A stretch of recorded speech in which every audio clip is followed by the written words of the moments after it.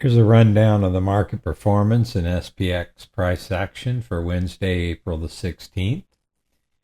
In this video, we're going to cover a couple of topics. One is about the recent death cross that we had on the S&P 500, which is basically when the 50-day moving average crosses below the 200-day moving average. There's been a lot of talk about that on various posts and media outlets. So we'll look at some points in the last 15 years or so when that has happened and see what we can learn from those events.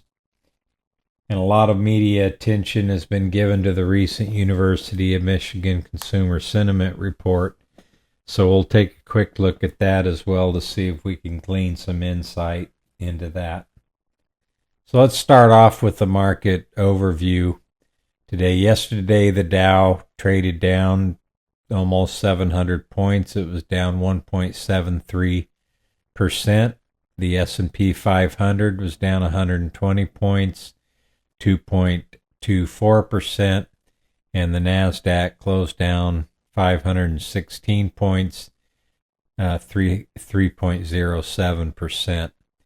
And the VIX increased by 8.37% to 32.64.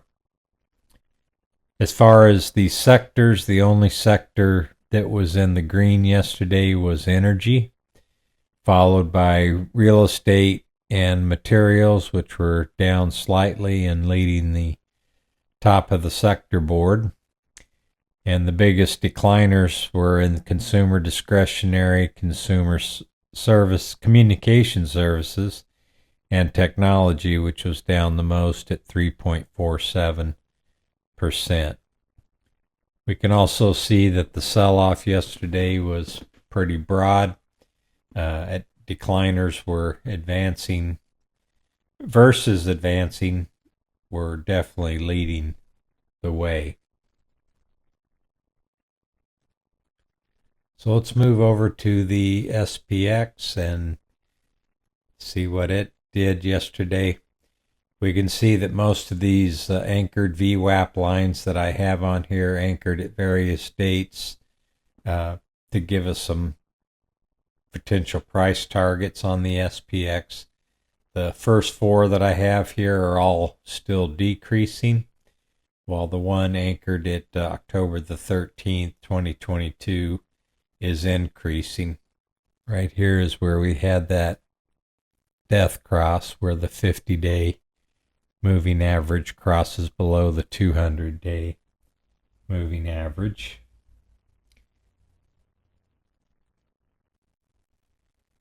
You can also see that we're still trading well below the 200-day moving average. And after meeting resistance on this anchored VWAP for October 27, 2023, we did fall back down yesterday to close at 5275.7.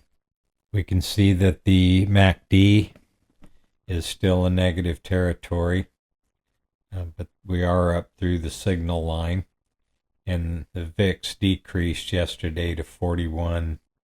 Excuse me, I said the VIX, I meant the RSI. Has decreased to 41.62 for yesterday. Let's take a look at this death cross. So I've removed most of the lines on this particular chart, and I'm going to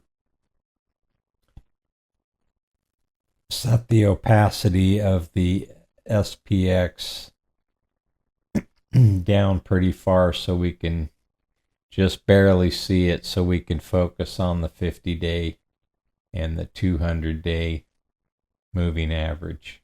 I'm also going to remove the 20-day so that doesn't distract us here. So you can see that we've crossed below.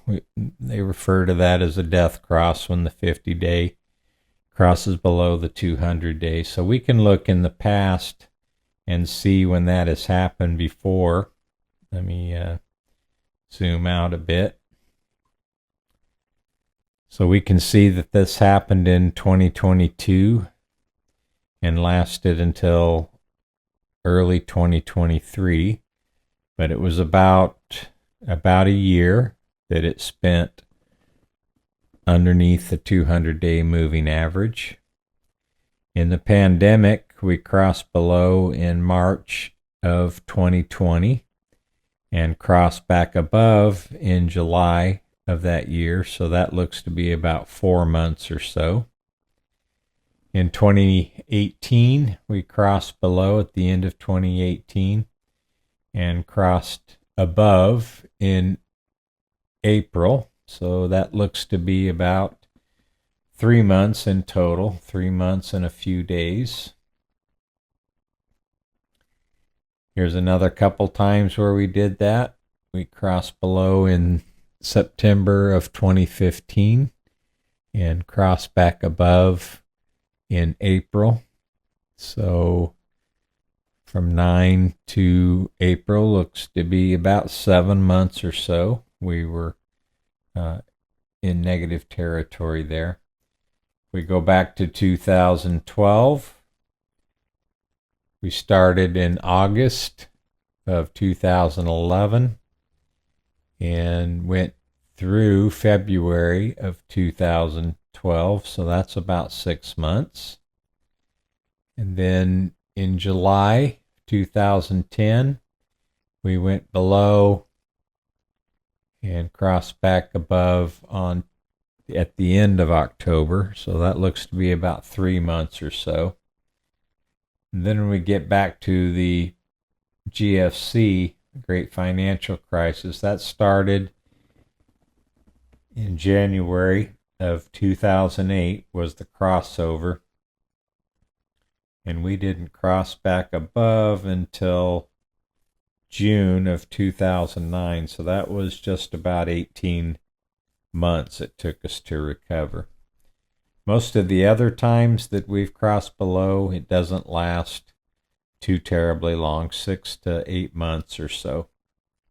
So we're in that position right now, so we could probably look forward, since it's an event-driven correction, that we could probably be in this configuration for maybe the next 6 to 8 months, in my opinion. Next thing I want to take a look at is the consumer sentiment. So I've created this chart, University of Michigan consumer sentiment. That's plotted on the top. And then we have the rate of change over 12 months, 12-month rate of change down in the very bottom panel. And then I put the SPX in this middle panel.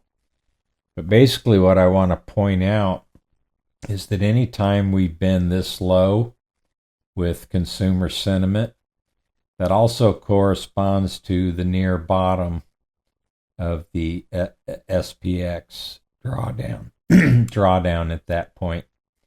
So each one of these, when you see the consumer sentiment this low, we're also at pretty much a market low. So there's 1, 2, we reached another one here, and we were at a market low, or pretty near that market low. And then when we saw it here in 2022, we were also very near a market low.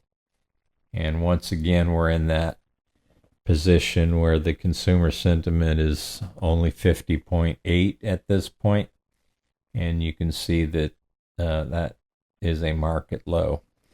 And we don't know if it's consumer sentiment's going to go down any further at this point, but this is pretty close to where some minimum readings on the consumer sentiment were over the last 20 years or so.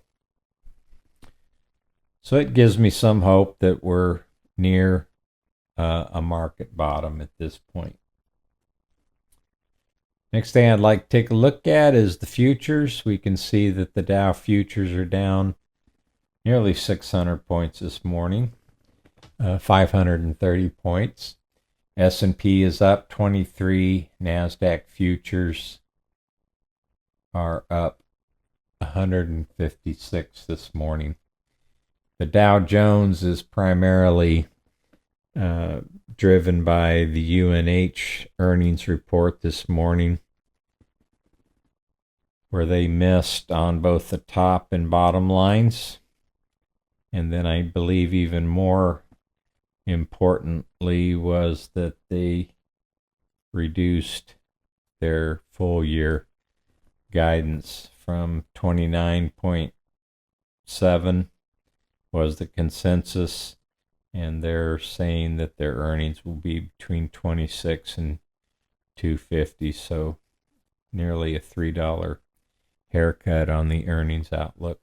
I want to take a quick look at the UNH intraday chart with the pre-market action on here, and we can see that's nearly a 20% drop this morning in the pre-market.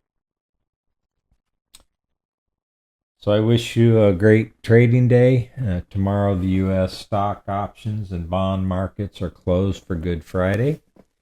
So I hope you have a great weekend and get to enjoy your long weekend. Thank you. Bye.